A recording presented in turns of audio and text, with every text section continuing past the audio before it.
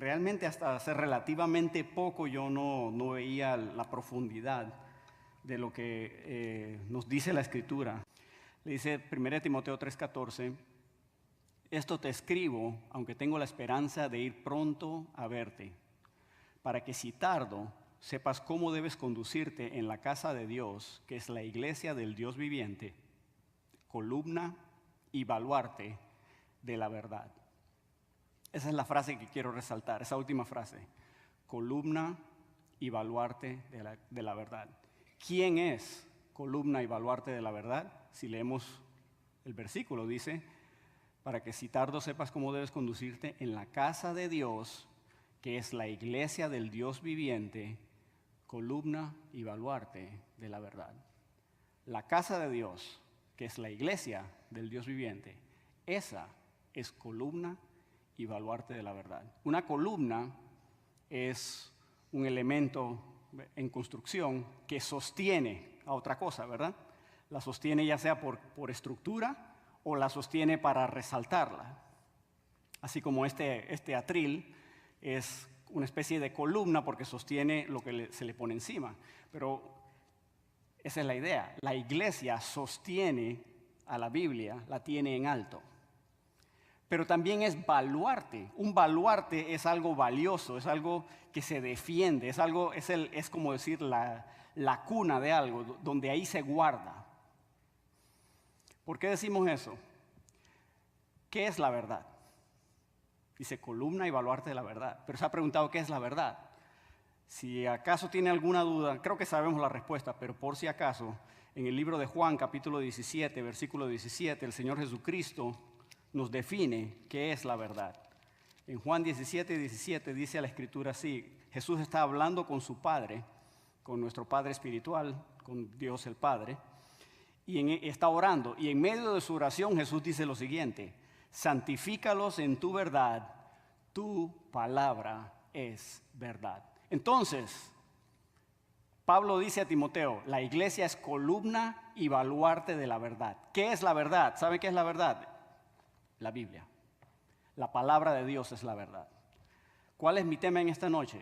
Mi tema en esta noche es que nosotros, la iglesia, somos los guardianes. Se nos ha encomendado la palabra de Dios. Y ese es un tema que hoy día es controvertido. Y no tengo tiempo de entrar en eso esta noche porque, ya les digo, estaríamos hasta las 3 de la mañana aquí. Porque hoy día la iglesia ha perdido esa misión de vista. No estoy hablando de que tienes una sola iglesia. No es esta iglesia, es todo el cuerpo de Cristo. Somos los guardianes de la palabra de Dios. Si usted es creyente en esta noche y está escuchando mi voz, usted es guardián de la palabra de Dios. Le ha sido encomendada esa tarea. Y la hemos echado a perder porque no lo consideramos importante. Ahora, me propongo darles una reseña histórica de cómo nos llegó este libro a las manos, en español. Hoy día vivimos una época y un lugar lleno de privilegios. Pero si usted es como yo, en su casa hay más de una Biblia. Yo solito tengo 5 Biblias en mi casa que son mías. Tenemos en tamaños diferentes, en modelos diferentes. Esta que tengo yo aquí resalta las palabras de Jesús en rojo. Qué bonito, ¿verdad? Eso no es imprescindible, pero bueno, es conveniente.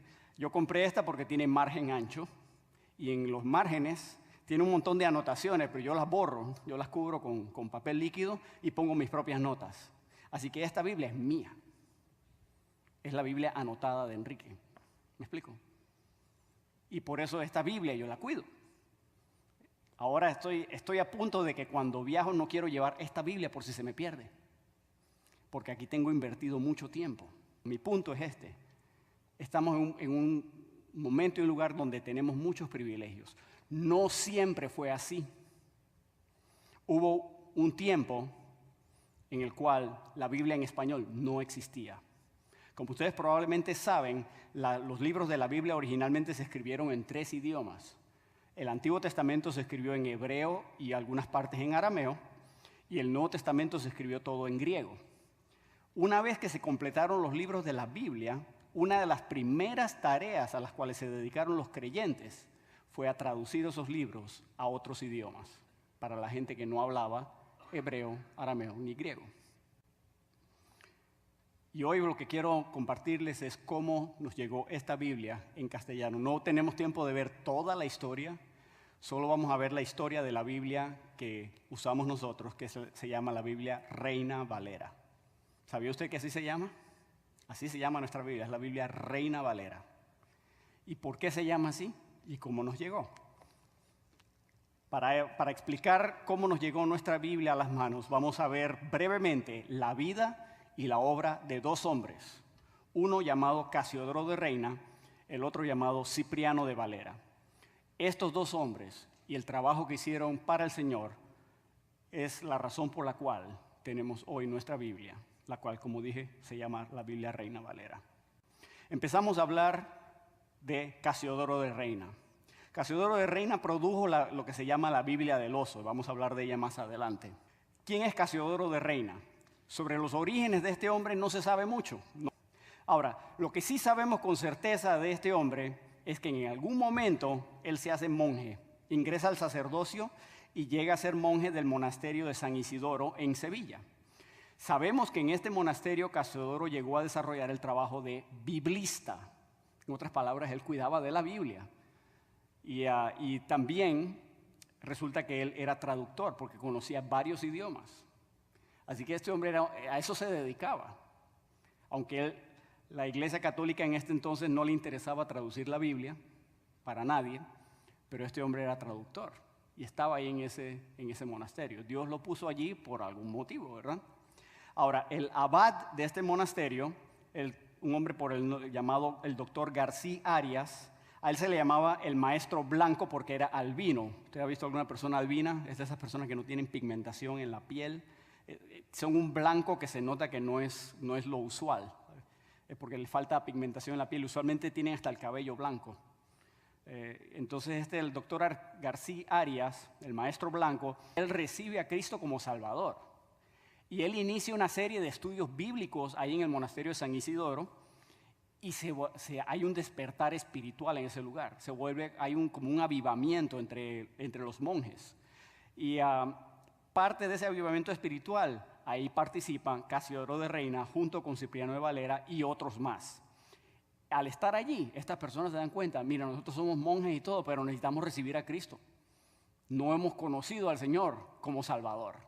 Así que ellos se convierten a Cristo y se involucran en predicar la palabra de Dios y aún en distribuir unos nuevos testamentos que otro hombre llamado Juan Pérez de Pineda había traducido. Se involucran en ese monasterio, en esas actividades. Claro, esas actividades eran ilegales en aquel entonces, porque en ese entonces existía lo que se llamaba la Santa Inquisición. Y de alguna forma ellos se enteran, porque en 1557 el gobierno llega a investigar las actividades desarrolladas en ese monasterio. 11 monjes de ese monasterio deciden hay que escapar de aquí porque si no nos linchan, y tenían toda la razón. Entre esos 11 que escapan, ahí va Casiodoro de Reina. Luego veremos que Cipriano de Valera también va en esa vuelta. Como resultado de esa investigación, 22 monjes fueron condenados por la Inquisición, acusados de ser luteranos. Eso me causa un poquito de gracia porque ninguno de ellos conocía a Martín Lutero ni había ido jamás a una iglesia luterana, pero esa era la acusación común de aquel entonces. En aquel entonces la acusación era luterano. Con decir luterano, ya, no hay más nada que decir. Es luterano, va para la hoguera. Y eso fue lo que pasó. Los que fueron apresados, de esos 22 no los agarraron a todos, pero los que fueron apresados fueron quemados vivos. Esa era la condena. Tú eras luterano, aunque no fuera luterano, te acusaban de luterano, iba para la hoguera. ¿Qué pasó? Algunos que no los apresaron fueron quemados en efigie. ¿Qué significa eso? Que hacían un muñeco, no sé si de madera o de tela o de qué, esa era la efigie y esa representaba al individuo y lo quemaban. Porque, y no hay ganas de criticar a nadie, pero usted sabe, esta gente era tan supersticiosa que creían que si quemaban al individuo, ¿verdad? Como se vuelve cenizas, no puede resucitar. Eso es lo que creían. Digo, el cuerpo se deshace, ¿no? Dios nos puede resucitar aunque no quede nada de nosotros. Dios nos resucita porque vamos a tener cuerpo nuevo. Pero esta gente era tan supersticiosa que decían, si los quemamos, ni Dios lo puede resucitar. Entonces, ¿qué hacían? Bueno, no agarramos a Casiodoro de Reina, pero vamos a hacer un muñeco con su nombre y lo quemamos y entonces está condenado. Nadie lo salva, porque ellos pensaban, ¿verdad? Si la iglesia católica te condena, no tienes salvación. Eso era lo que ellos creían. Seguimos. Como dije, hoy 11 monjes logran escapar. Uno de ellos, Casiodoro de Reina. Casiodoro huye inicialmente a la ciudad de Ginebra, en Suiza. Y allí se une a una de las congregaciones de españoles que existía allí. Pero ahí en Suiza había la iglesia que imperaba allí, se puede decir, era la iglesia calvinista. Pero esa iglesia en realidad tenía mucho parecido a la iglesia católica romana. ¿Por qué? Porque Calvino, al igual que la iglesia católica, quemaba a sus herejes. Y Calvino era protestante, ¿no? Supuestamente, ¿no? Bueno, lo es, yo no digo que no lo era. ¿Y qué pasó? Ahí en Ginebra, Calvino ejecutó a un hombre llamado Miguel Servet en la hoguera, que era un médico. Lo ejecutó por acusarlo de hereje. Y Casiodoro dice, ¿saben qué? Esto está igual que la Inquisición, mejor me voy de aquí. Así que él se sale de Ginebra, viaja a Frankfurt, y ahí se afilió a una iglesia de lengua francesa. ¿Qué resulta? Cuando Isabel I de Inglaterra sube al trono, Casiodoro aprovecha esa oportunidad porque Isabel I era amistosa o amigable, abierta a los evangélicos. Ella entonces, a Casiodoro dice, voy a aprovechar esa oportunidad y él se traslada a Inglaterra, junto con un grupo de españoles cristianos que incluía a Cipriano de Valera. Y allí en Inglaterra Casiodoro llega a pastorear una iglesia de refugiados españoles. La reina Isabel incluso, cuando se entera de que la pasión de Casiodoro era traducir la Biblia al castellano, la reina Isabel le otorga un salario a Casiodoro para que tú tengas tiempo de traducir la Biblia al español. Entonces él empieza a trabajar en eso. Y para la traducción del Antiguo Testamento, Casiodoro se basó en el texto masorético hebreo y utilizó la edición de Blomberg, que salió en 1525. Así que él tenía el texto que guardaron los escribas judíos, que se llama el texto masorético. Él tuvo acceso a ese texto y empezó a traducir la Biblia. Cuando se trató del Nuevo Testamento, Casiodoro de Reina utiliza el texto de Erasmo de Rotterdam. Este texto se conoce con el nombre de Textus Receptus, que eso en latín significa el texto recibido. Y por siglos y siglos y siglos ese era el texto estándar de la iglesia cristiana. Y hoy día ha caído la gente lo maligna y habla mal de él, pero ese es el texto que recibimos. Y no tenemos tiempo de entrar en esa controversia en esta noche. Déjeme decirle que ese es el texto que Dios ha honrado a través de la historia y ese fue el que usó Casiodoro. Él no usó otros textos. Esa fue la fuente de su traducción. Pero él tuvo otras traducciones que se habían iniciado o aún terminado y la usa como obra de referencia. Por ejemplo, había una Biblia que se llamaba la Biblia de Ferrara, que fue una Biblia completa traducida por judíos. Él la usa como referencia, Casiodoro la usa como referencia. Él dice, bueno, esta gente no cree en Cristo, pero lo tradujeron. Él dice en la introducción de su Biblia, él dice que eso les fue muy valioso porque como ellos eran judíos y entendían el hebreo, muchas de sus traducciones le iluminaron a Casiodoro, porque pues para él el hebreo era segunda lengua. Así que eso le ayudó mucho en la traducción del Antiguo Testamento sobre todo. Pero también Casiodoro tuvo el Nuevo Testamento de Francisco de Encinas, un hombre que había traducido todo el Nuevo Testamento, pero lastimosamente esa obra casi toda fue a parar a la hoguera de la Inquisición. Muy pocos ejemplares han sobrevivido hasta hoy. Gracias a Dios han sobrevivido algunos, pero muy pocos.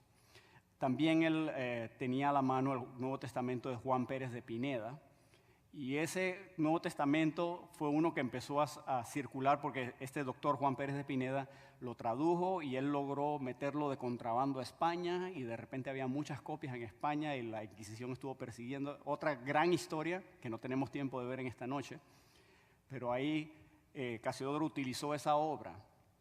Y de hecho, si uno tiene una copia de ese Nuevo Testamento y la compara con nuestra Biblia, va a ver que hay mucho parecido. Mucho parecido. Él no la copió, no la calcó, pero se observa que Casiodoro de Reina, esa era la que leía. ¿Me explico? porque el parecido es tanto. Y ustedes van a ver otra cosa que les voy a mencionar en un momento de cuánto la conocía. Y él hasta usa la Vulgata católica, que era la Biblia estándar católica, la usa como referencia, pero casi siempre la usa para demostrar que aquí se equivocaron, eso no está bien traducido, así es como debiera ser. Así que eso es lo que Casiodoro Reina tiene para trabajar. Ahora, ¿qué sucede? La Iglesia Católica, y no es que yo le quiera tirar piedras a la Iglesia Católica, no me malentienda, pero esto es historia. A la Iglesia Católica eso era, imagínense que usted tuviera un clavo en la suela del zapato que le está atravesando y le está apoyando el pie. ¿Cómo camina uno? Bien incómodo. Así estaba la Iglesia Católica, bien incómoda sabiendo que este hombre allá estaba traduciendo la Biblia y que se les había escapado. Lo habían condenado a muerte, habían tratado de quemarlo, no lo habían podido conseguir. Y ahora está en Inglaterra y está bien incómodo. Entonces, ¿qué hacen? Usan presiones políticas. Felipe II, rey de España, ejerce presión sobre el trono de Inglaterra, y yo no sé exactamente qué se hicieron, pero no es difícil de imaginar. Pero si no echas a ese hombre de tu país, te vamos a cortar los envíos de, qué sé yo, ¿no? De papas, o ¿no? Te vamos a cobrarle más impuestos a tus barcos y qué sé yo. Le quita el salario a Casiodoro de Reina, inclusive lo acusan de conducta inmoral, lo acusan de sodomita y de hereje, imagínense, de eso lo acusan. Y él tiene que verse a la huida, a darse a la huida. Felipe II le puso precio a la cabeza de Casiodoro. Vivo o muerto, tanto dinero.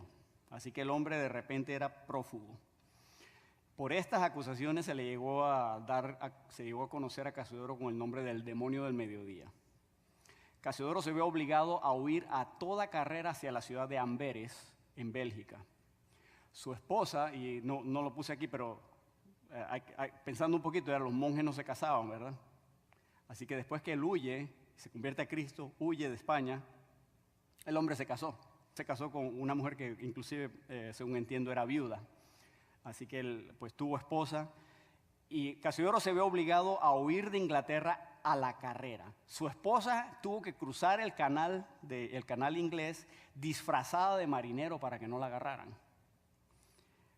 Tanto fue la carrera que Casiodoro no pudo llevarse sus papeles, la traducción que había empezado, sus manuscritos. Y él lo dio por perdido. Él dijo, he perdido años de vida en esta carrera. Pero Dios dijo, no contaban con mi astucia. ¿Por qué? Porque el obispo de Londres encontró el manuscrito y se lo envió a Casiodoro. Así que en 1560, Casiodoro de Reina huye a un castillo en Francia que se llama el castillo de Montargis. Ahí se encuentra con el doctor Pérez de Pineda, el que había traducido su Nuevo Testamento, y los dos acuerdan, entran en un pacto. Dicen, mira, Casiodoro, ya yo tengo el Nuevo Testamento, no tienes que traducirlo, usa el mío. Y tú terminas de traducir el Antiguo Testamento. Dice, eso es lo que vamos a hacer. Cuando tengamos todo terminado, entonces la mandamos a imprimir. Reina entonces sale de ese castillo y se va a la ciudad de Basilea, en Suiza, porque en esa ciudad albergaba una gran cantidad de protestantes. Y allí contaba con un impresor que estaba dispuesto a ayudarle con la impresión de la Biblia. Pero desgraciadamente por la intervención del rey Felipe II, las autoridades francesas confiscan todos los ejemplares del Nuevo Testamento de Pérez que se están imprimiendo en París, dejando a Casiodoro sin copia de ese Nuevo Testamento. Así que Casiodoro dice, no tengo Nuevo Testamento, iba a usar el de mi amigo Juan Pérez de Pineda y ahora no lo puedo usar. ¿Qué hago? Bueno, Casiodoro dice, voy a tener que traducir el Nuevo Testamento yo mismo. Ahora vean, el Antiguo Testamento le tomó años a Casiodoro traducirlo. Creo que eso no lo puse en sus notas, pero Casiodoro dedica años traduciendo el Antiguo Testamento y le toma años, como 10 años. Pero el Nuevo Testamento lo tradujo en 8 meses. No sé si eso les impacta a ustedes, pero yo trabajo de traductor y eso a mí me impresiona. ¿Por qué le tomó tan poco tiempo? Pienso que Casiodoro de Reina leía tanto ese Nuevo Testamento que tenía muchas partes ya memorizadas. Y si no la tenía memorizada, cuando llegaba al versículo se acordaba lo que decía en español, porque lo había leído tanto. Así que en lugar de tomarle días, le tomaba horas traducir una porción. Y por eso logró terminar los 27 libros del Nuevo Testamento en menos de un año. Eso es asombroso. Y más asombroso aún sabiendo la precisión de la traducción que tenemos en nuestras manos. Ya le digo, yo no soy experto en manuscritos ni nada de eso, pero yo he hecho un estudio y le digo, la precisión que tenemos en este castellano aquí que tenemos en nuestras manos es una cosa espectacular. La Biblia King James, y esto no es ningún desmérito, la Biblia King James en inglés fue traducida por un equipo que creo que eran 47.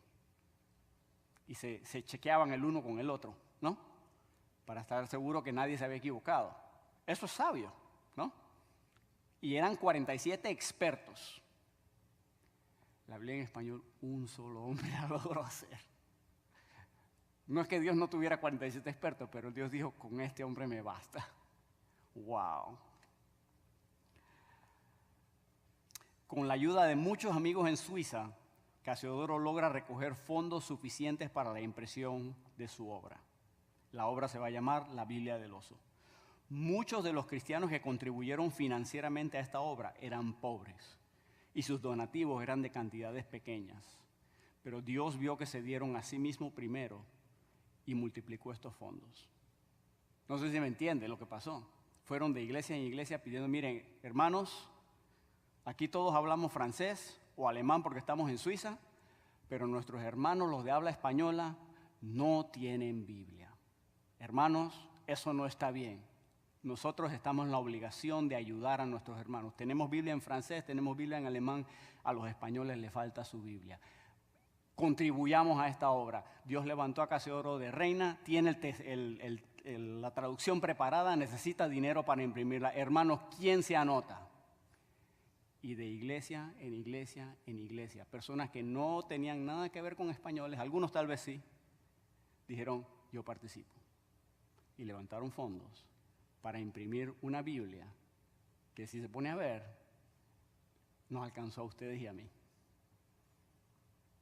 Esto fue en 1500 y resto. Y lo que ellos hicieron en aquel entonces, hasta el día de hoy nos está bendiciendo. Esas son las cosas que hace Dios. No tenemos los nombres de esos héroes, pero son héroes de la fe. Casiodoro, ahora que levanta ese dinero, establece un contrato con un hombre llamado Johannes Oporín, o Juan Oporín sería su nombre en español, pero ese es su nombre, ¿verdad? Para que patrocine la impresión de la Biblia, pagándole 400 florines por adelantado para la obra. El trabajo de impresión se le concedió a otro hombre llamado Tomás Guarín. Sin embargo, trágicamente, este hombre Oporín muere inesperadamente el 6 de julio de 1568, dejando una gran deuda, y sus acreedores reclaman todos sus fondos como pago. Esto deja al impresor Guarín sin medios para continuar con la impresión. Casiodoro se presenta ante el consejo de la ciudad explicando que si ese dinero no se usa para el propósito que tenía, entonces Guarín no podía continuar la obra, y él les pidió, tengan misericordia, esto es para la impresión de una Biblia. Y al parecer, la alcaldía accedió a la petición de Casiodoro. ¿Por qué? Porque la Biblia se imprimió. Dios lo acompañó y la Biblia se imprimió. Por otro lado, cuando Juan Pérez de Pineda muere, deja un dinero para la obra de impresión de la Biblia que formaría Casiodoro. Así que es posible que Casiodoro también recibiera ese dinero y le ayudara para pagar por esta impresión de esa primera Biblia en español. Bueno, no es la primera, pero es la primera traducción completa por un cristiano en español. La obra de este hombre se conoce con el nombre de la Biblia del Oso. El 6 de agosto de 1569, Casiodoro envía a la ciudad de Estrasburgo 2 toneles llenos de Biblias para distribución entre los cristianos de habla hispana de esa región. Esta obra, este libro, le ha valido a Casiodoro el nombre de príncipe de los traductores de la Biblia a la lengua castellana. La Biblia de Casiodoro se conoce con el nombre de la Biblia del Oso porque en la portada tenía la figura de un oso deleitándose con la miel de un panal. Y por eso se conoce con ese nombre. Esta obra, saben, contribuyó al enriquecimiento del idioma castellano en su forma moderna. Déjenme mostrarle algo de su Biblia. Y esto es algo que me gusta mostrarlo porque es algo que poca gente observa, creo. Busquen por favor Primera de Pedro, capítulo 2. Primera de Pedro, capítulo 1, perdón. Capítulo 1. Y quiero que vean algo, vean el versículo, vamos a leer, nada más por leer un par de versículos, vamos a leer desde el versículo 22, pero ese no es el que quiero que vean el 24, pero para ver el hilo de lo que está diciendo Pedro. Primera de Pedro 1, 22 dice, habiendo purificado vuestras almas por la obediencia a la verdad mediante el Espíritu para el amor fraternal no fingido, amaos unos a otros entrañablemente de corazón puro, siendo renacidos no de simiente corruptible, sino de incorruptible por la palabra de Dios, que vive y permanece para siempre. Y vea el versículo que viene. Porque toda carne es como hierba y toda la gloria del hombre como flor de la hierba. Vea estas palabras con cuidado.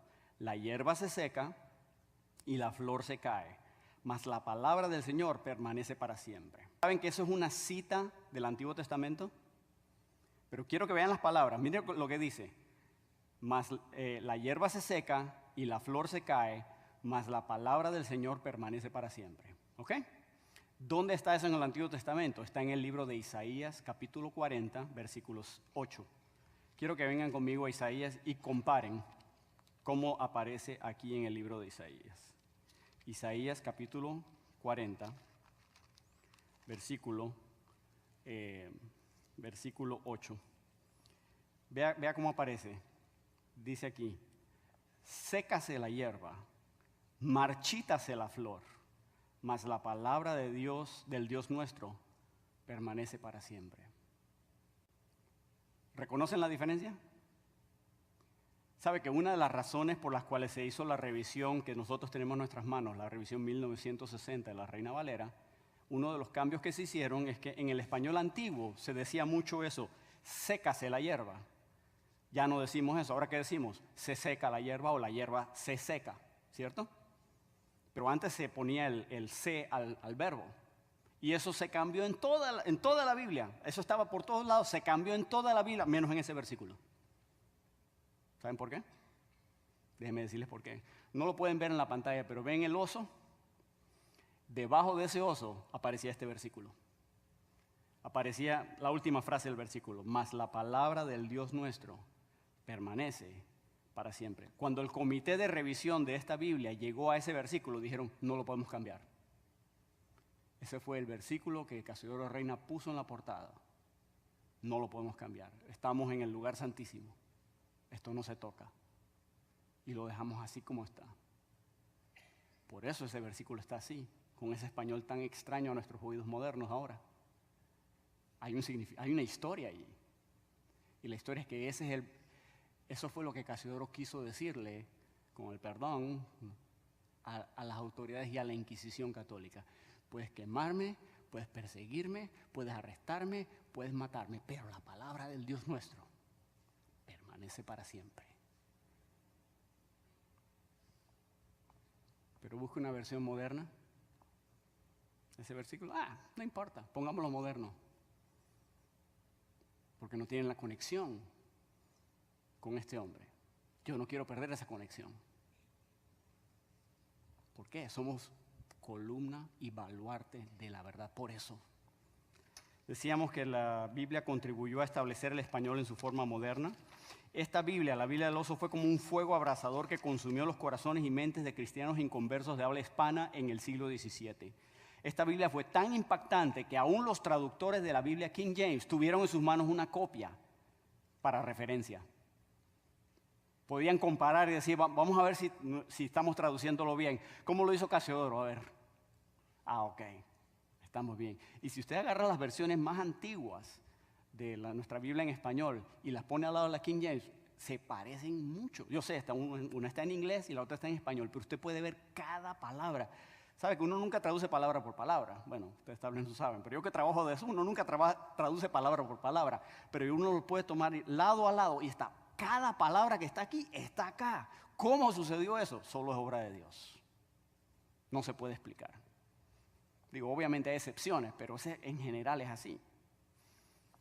Casiodoro de Reina, después de muchas vicisitudes, vuelve a Frankfurt a pastorear una congregación hispana y él muere el 15 de marzo de 1594. A este hombre le debemos nuestra Biblia en castellano. Él es un verdadero héroe de la fe, un hombre impaciente por transmitir el mensaje bíblico a los pueblos de habla hispana en su propio idioma. Él sacó la Biblia del oso, pero ahí no terminó lo que Dios estaba haciendo. ¿Por qué? Vamos a hablar de otro hombre llamado Cipriano de Valera.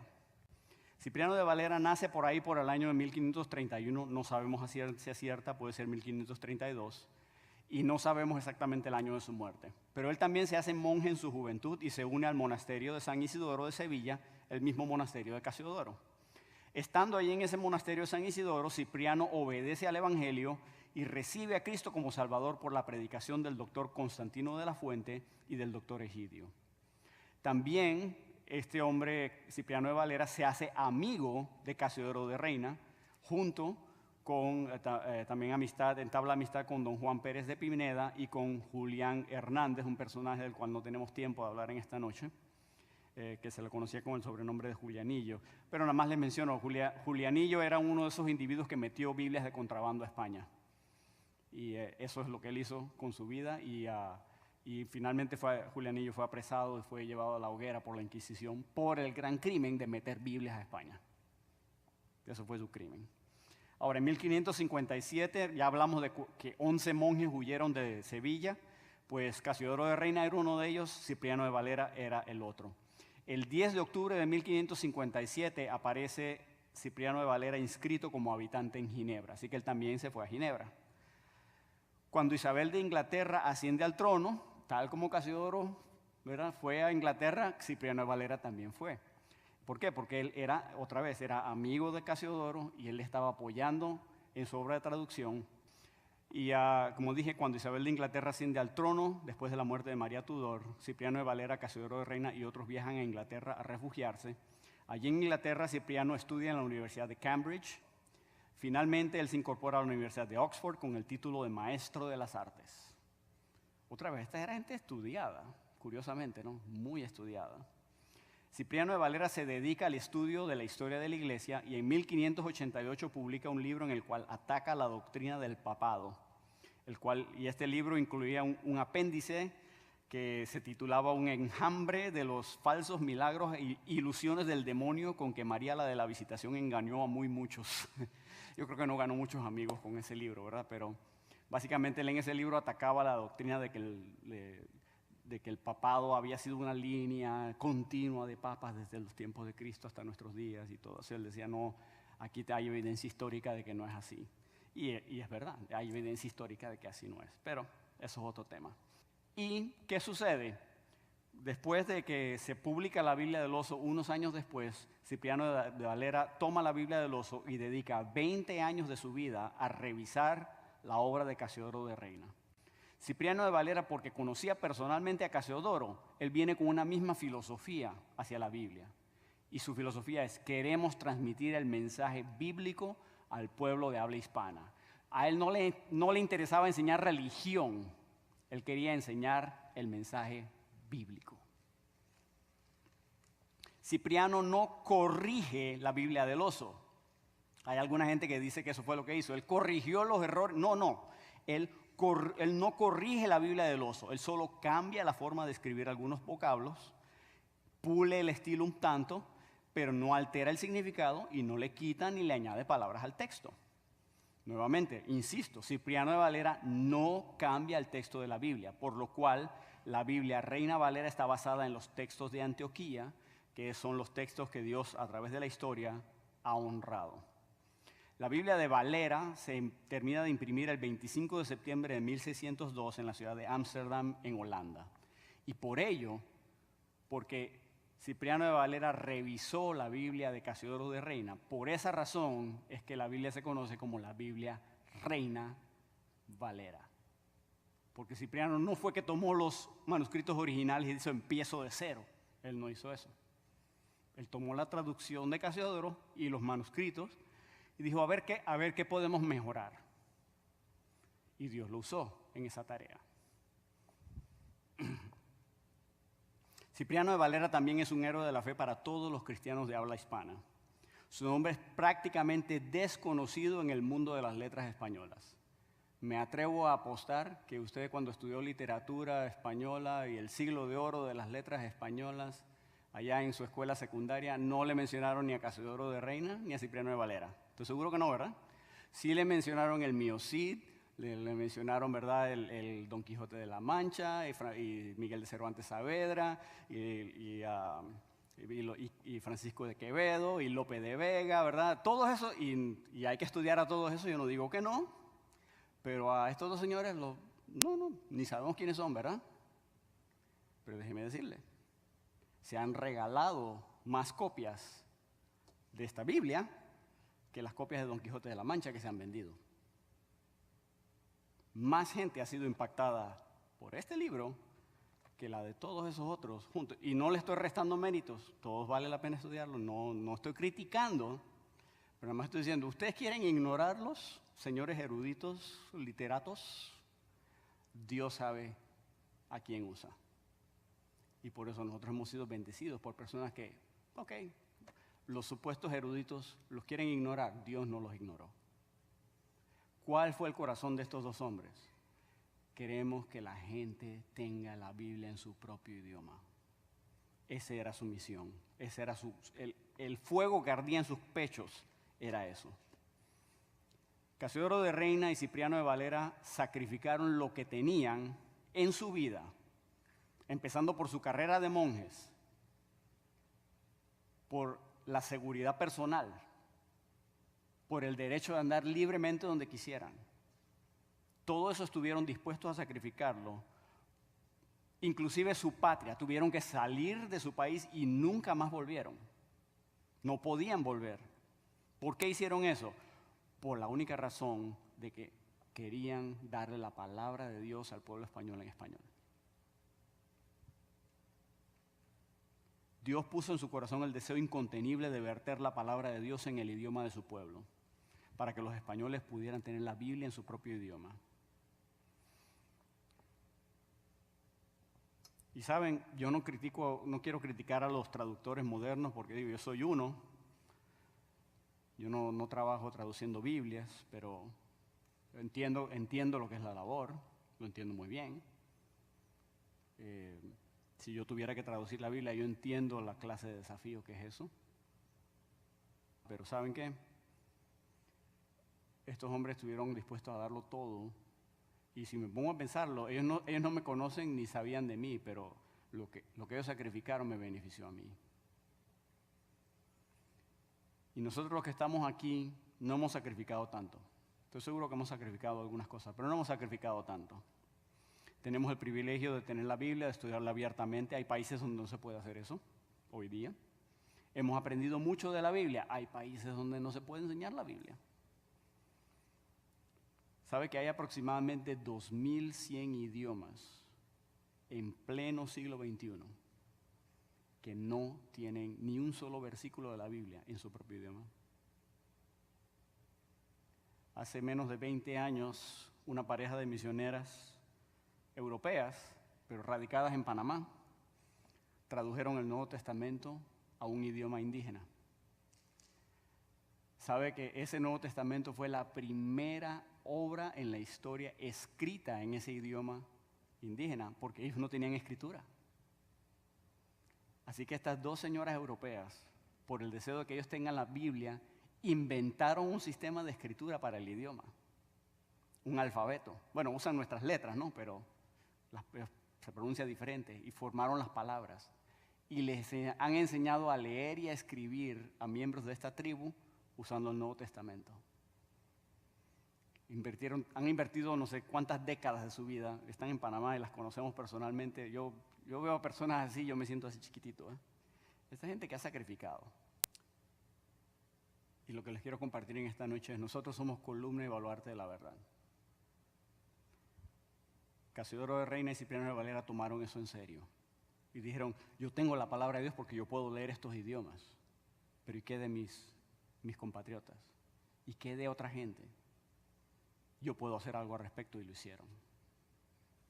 Ustedes y yo tenemos la oportunidad de hacer algo. Siempre debemos estar involucrados en algo que transmita la Biblia. Somos columna y baluarte de la verdad. No dejemos caer la palabra. Nuevamente, Cipriano de Valera no cambia el texto de la Biblia, por lo cual la Biblia Reina Valera está basada en los textos de Antioquía. la línea honrada por Dios. La Biblia de Valera se termina de imprimir el 25 de septiembre de 1602 en Ámsterdam, Holanda. Pero por eso correctamente nuestras Biblias se conocen con el nombre de Reina Valera, porque Casiodoro de Reina la tradujo, Cipriano de Valera la revisó. Fue un trabajo de equipo, si se quiere, aunque se hicieron en tiempos aparte. Ahora hubo revisiones a esta Biblia. Tenemos la revisión de 1893 llamada la versión moderna, ¿verdad? Pero esta en realidad no es una revisión propiamente dicho.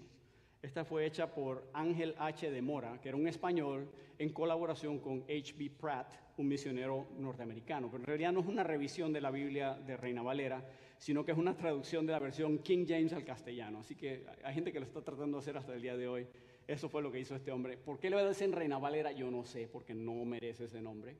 Y no es que tenga nada de malo, pero eso es lo que es. Entonces, yo tengo una copia en mi casa. Uno la lee y uno se da cuenta, esto es una traducción del inglés al castellano y no muy bien hecha. O sea, no es una traducción de los idiomas originales. Buscó corregir los errores que a su parecer existían en la revisión de 1602. Pero esta revisión no recibió mucha aceptación entre los pueblos de habla hispana y cayó rápidamente en el olvido. Tenemos la revisión de 1909. Esta revisión fue publicada por la Sociedad Bíblica de América y la Sociedad Bíblica Británica. Fue llevada a cabo por un grupo de españoles residentes en distintos países, como México, Puerto Rico, Argentina, etc. Y sus nombres son el doctor Victoriano D. Báez, el doctor Carlos W. Dress, el doctor Enrique C. Thompson, el doctor Juan Howland y el doctor Francisco Díaz. Las revisiones a la traducción se hicieron para acercarla más a los textos griegos de la familia recibida, los usados por Reina y Valera, y esta versión todavía puede conseguirse. Es una versión muy confiable. Se la usa mucho en la parte norte de México. Y hay razones por las cuales yo no la uso, pero es sumamente confiable. Pero dicen lo mismo, no es que dicen cosas diferentes. Pero aquel sí tiene el notificóle, díjole y todo. Pero por ejemplo, en los requisitos de los diáconos dice que no deben ser bilingües, así que yo estoy excluido, ¿eh? Pero es que la palabra bilingüe era la palabra que antes se usaba para decir de doble hablar, ¿no? Así, ¿verdad? Pero dice no bilingüe, tú lo lees, dice no bilingües. Y en Romanos dice, nosotros los que somos fuertes debemos soportar las flaquezas de los flacos. Porque flaco significaba débil. Claro, hoy uno veía a la persona delgada y decía, bueno, es débil, flaco. Hoy día, flaco significa delgado, ¿no? Así que ese versículo suena como, ¿ah? Y por esa razón, pero uno hay que leerla con algo usando la cabeza, pues, ¿no? Y luego tenemos la revisión de 1960, que es la que usamos. Esta fue otra revisión de la Reina Valera realizada por la Sociedad Bíblica de América. En su mayor parte lo que hicieron fue que reemplazaron algunas palabras y frases antiguas por otras de igual significado que se usaban más comúnmente en la actualidad. Por ejemplo, el uso del pronombre después del verbo se cambió por el pronombre antes del verbo. O sea, ya les he dicho, díjoles se cambió por les dijo. Pero también hubo otras palabras, por ejemplo, la palabra salud. La palabra salud es una palabra que aparece en muchos contextos en la versión 1909, que hoy día la usarían para, ¿no? Porque es que la palabra salud en el idioma griego no es nada más salud física, sino da la idea de estar entero. Entonces, por ejemplo, en ningún otro tenemos salvación, dice en ningún otro tenemos salud. Entonces agarre a algunos de estos que predican ciertas cosas y con eso corren, ¿verdad? Mándeme 20 pesos y le doy salud. Entonces, no. Yo lo puedo usar porque yo entiendo lo que significa. Yo entiendo lo que significa. Y el que me ponga una objeción, dice, bueno, tú eres un ignorante, porque no te has dado la tarea de estudiar qué significa tu propio idioma. Pero bueno, me quedo con la mía porque no tengo ese problema, ¿verdad? Hasta hace poco, la mayoría de las obras evangélicas en América Latina y España utilizaban esta Biblia. Era la que reinaba, la única, casi. La mayoría, esa era la que usaban. Pero eso ha cambiado. Eso ha cambiado. En realidad, solo la Reina Valera de 1909 y de 1960 pueden conseguirse hoy en día. Las revisiones anteriores realmente no se publican. Pero les voy a decir por qué nosotros no usamos otras versiones y por qué usamos esta. Por 3 razones. Primera razón, proviene de la línea honrada de textos del Nuevo Testamento, la línea antioqueña. La línea que llegó a manos de Erasmo, pasó a manos de todos los reformadores y nos llegó a nosotros. En segundo lugar, la iglesia hispanoamericana recibió esta Biblia y corrió con ella. Antes de que saliera esta Biblia, había que 10% de cristianos en diferentes países de Latinoamérica. Hoy día vamos a El Salvador y el número es mucho mayor. No quiero citar cifras porque seguramente van a estar equivocadas, pero me han dicho que se aproxima al 50%. Guatemala, más de 35%. Chile, por allá también, desde que salió esta Biblia. ¿La usó Dios o no la usó Dios? Es mi punto. Segunda razón. Es el testimonio de la iglesia. Y en tercera razón, Dios la ha utilizado para propagar el evangelio de los pueblos de habla hispana en el mundo entero. Ese es testimonio del Espíritu Santo. Y cuando escojo esta Biblia para usarla, implícitamente estoy diciendo no quiero usar las otras. Por esos tres criterios. Porque no hay otra que pueda decir esas tres cosas. Y así es como yo sabré el día que Dios saque otra. El pueblo, la iglesia, el sacerdocio de creyentes la recibiremos y la usaremos. Vendrá con el sello del Espíritu Santo de Dios y con el aval de la iglesia. No estoy hablando de la iglesia, pero una iglesia en particular, estoy hablando del pueblo de Dios. A eso me refiero. Hay otras revisiones que le llaman Reina Valera, como la revisión de 1977, la de 1995 y otras, pero esas no son verdaderas revisiones. ¿Por qué les digo eso? Porque lo que hicieron fue cambiar el texto de fondo para alterar esta Biblia. Entonces ya no es la misma traducción del mismo texto. Es un texto diferente. Digo, si le sacas toda la mitad de Marcos 16, ya no es lo mismo, ¿no? ¿Verdad? Y si sacas Hechos 8:34 y ya no aparece, y sacas primera de Juan 5:7 y ya no aparece, no es lo mismo, ¿verdad? Aunque tú digas que es lo mismo, digo, en mi libro dos cosas que son diferentes no pueden ser iguales, ¿verdad? Así que por eso no usamos otra. Pero por estas razones tenemos una Biblia en la que podemos confiar. Casiodoro de Reina puso en su Biblia del oso, porque la palabra de Dios permanece, la palabra del Señor, nuestro Dios, permanece para siempre. Y él por eso estuvo dispuesto a sacrificar todo lo que él tenía en la vida. Él tuvo que dejar su país, él nunca volvió a España. Igual Cipriano de Valera, igual el doctor Juan Pérez de Pineda, igual Juan de Valdés. Nunca pudieron volver a España. Ellos nunca vieron con sus propios ojos la obra o el fruto de su obra. Nunca lo vieron con sus propios ojos. Ellos murieron pensando a saber qué será de esa Biblia. Pero nosotros aquí somos resultado de lo que ellos hicieron, en parte. Porque alguien usó un texto de esta Biblia para compartirte el Evangelio. Probablemente. Y si no, un texto de esta Biblia fue el que usaron para que tú crecieras. Tenemos una deuda con nuestros hermanos. 1 Timoteo 3:14, Pablo dice a Timoteo: esto te escribo, aunque tengo la esperanza de ir pronto a verte, para que si tardo sepas cómo debes conducirte en la casa de Dios, que es la iglesia del Dios viviente, columna y baluarte de la verdad. Está hablando de un edificio, está hablando del pueblo. Ustedes y yo somos la iglesia.